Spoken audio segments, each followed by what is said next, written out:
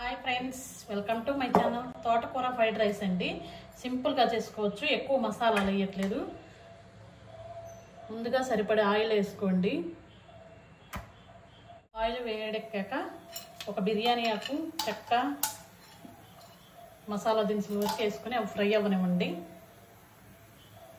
మసాలాలు ఫ్రై అయ్యాక ఆనియన్స్, పచ్చిమిరకాయలు వేసుకోండి. ఇవి బాగా ఫ్రై అవ్వనివ్వండి.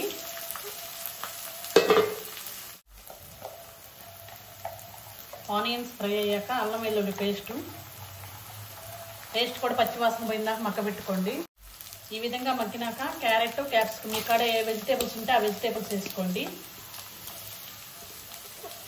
వీటిని కూడా బాగా మగ్గబెట్టుకోండి. అవి మగ్గేటప్పుడు కొంచెం పసుపు, ఒక టమాటా వేసుకోండి. కొంచెం సాల్ట్ వేసుకొని టమాటా మెత్తగా మగ్గనివ్వండి. వెజిటేబుల్స్ ఈ విధంగా మగ్గాక ముందుగా మిక్సీ చేసి పెట్టుకున్న తోటకూరని పేస్ట్ వేసుకోండి. మీకు ఎంత కావాలో అంత వేసుకోండి. ఈ పేస్ట్ని వాటర్ అన్నీ పోయి ఆయిల్ పైకి వచ్చిందాక, చిక్కగా వచ్చిందాక మగ్గనియాలి. పచ్చి వాసన పోయిందాక తిప్పుకుంటూ ఉండండి, మధ్య మధ్యలో అడుగంటిద్ది. ఈ విధంగా చిక్కగా మగ్గినాక మీకు సరిపడా రైస్ వేసుకొని కలుపుకోండి. రైస్ వేసి సాల్ట్ అన్నీ వేసి కలుపుకోండి. ఈ విధంగా అన్నీ సరిపోయినాక పైన కొంచెం నెయ్యి వేసుకోండి.